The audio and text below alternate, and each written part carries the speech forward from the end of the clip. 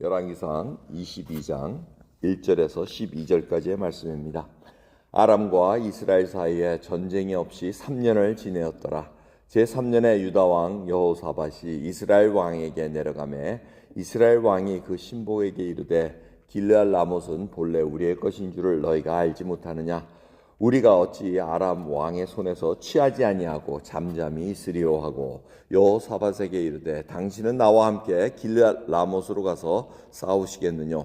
여호사밧이 이스라엘 왕에게 이르되 나는 당신과 일반이요 내 백성은 당신의 백성과 일반이요 내 말들도 당신의 말들과 일반이니이다. 여호사밧이 또 이스라엘 왕에게 이르되 청컨대 먼저 여호와의 말씀이 어떠하신지 물어보소서. 이스라엘 왕이 이에 선지자 400인쯤 모이고 저희들에게 이르되 내가 길르앗 라못에 가서 싸우랴 말랴. 저희가 말하되 올라가소서 주께서 그 성을 왕의 손에 붙이시리이다. 여호사밧이 가로되 이외에 우리가 물을 만한 여호와의 선지자가 여기 있지 아니하나이까. 이스라엘 왕이 여호사밧에게 이르되 오히려 이물라의 아들 미가야 한 사람이 있으니 저로 말미암아 여호와께 물을 수는 있으나 저는 내게 대하여 길한 길은 예하지 아니하고 흉한 일만 예언하기로 내가 저를 미워하나이다. 여호사밧이 가로되 왕은 그런 말씀을 마소서. 이스라엘 왕이 한 내시를 불러 이르되 이물라의 아들 미가야로 속히 오게 하라 하니라. 이스라엘 왕과 유다 왕 여호사밧이 왕복을 입고 사마리아 문어기의 광장에서 각기 보좌에 앉았고 모든 선지자가 그 앞에서 예언을 하는데 그나아나의 아들 시드기야는 철로 뿔들을 만들어 가지고 말하되 여호와의 말씀이 왕이 이것들로 아람 사람을 찔러 진멸하리라 하셨다 하고 모든 선지자도 그와 같이 예언하여 이르기를 길르앗 라못으로 올라가 승리를 얻으소서. 여호와께서 그 성을 왕의 손에 붙이시리이다 하더라. 아멘. 아람과 이스라엘 북왕국 전쟁이 3년 없이 지냈다는 겁니다. 그러니까 전에 말씀에 기억나죠? 아람 왕 베나닷이 패전함으로 말미암아 아합 왕이 살려줘 가지고 그 아합 왕에게 베나닷이 우리 성 다 주겠습니다. 뭐 옛날에 있던 우리가 갈취했던 거 드리겠습니다 했는데 3년이 지나도 주질 않았다는 겁니다. 그 길르앗 라못이 원래 이스라엘 땅인데 그걸 차지하고선 주질 않으니까 이제 아합 왕이 우리가 그걸 차지해야 되지 않겠느냐 이렇게 얘기를 합니다. 남유다의 여호사밧 왕이 등장을 합니다. 그런데 서로 굉장히 친한 것 같습니다. 그 이유는 서로 사돈지간을 맺었기 때문입니다. 그래서 아합의 딸 아달랴라는 그 아주 독한 딸이 시집을 오게 됩니다. 그래서 여호사밧 아들과 이렇게 친혼을 해가지고 서로 이제 친하게 지난 동맹국가를 맺이하는 것을 볼 수가 있습니다. 이런 상황 속에서 이제 여호사밧과 아합 왕이 서로 이제 전쟁하러 갑시다 이렇게 나오는데 여호사밧이 그래도 경건한 왕이었습니다. 여호사밧 나중에 나오지만 굉장히 경건한 왕이라서 나름대로 종교 교육을 하려고 애를 썼던 사람입니다. 왕이 하나님의 뜻을 좀 물어봅시다 이렇게 해서 여기는 하나님의 말씀을 전하는 예언자 선지자는 없습니까 하니까 있습니다 하고 아합에게 아주 400명이라는 그 선지자들을 모여서 예언을 하게 만듭니다. 그러니까 어떻게 됩니까?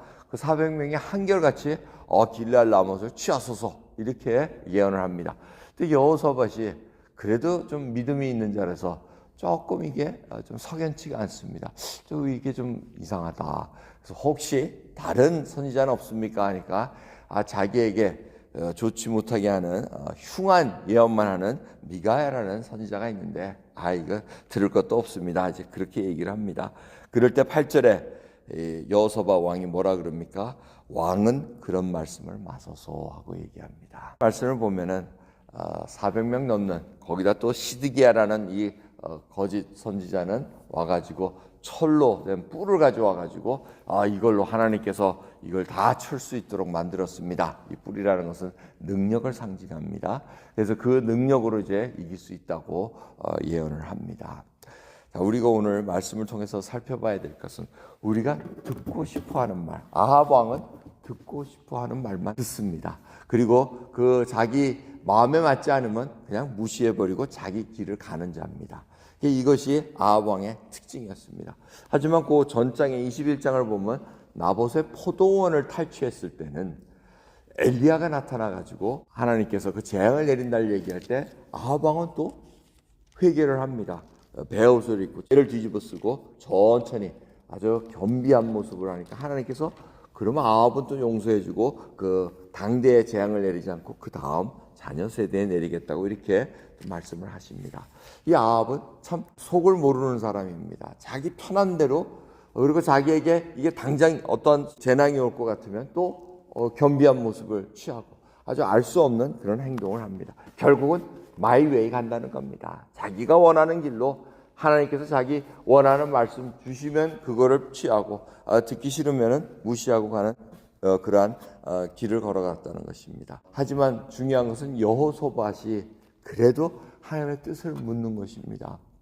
근데 참 이렇게 전쟁에 나갈 땐 뜻을 물었는데 이 아합의 딸과 사돈지간을 맺는 것은 맞습니까 하고 물었는지는 모르겠습니다. 그게 옳지 않은 일임에도 불구하고 그 일을 행했다는 것입니다.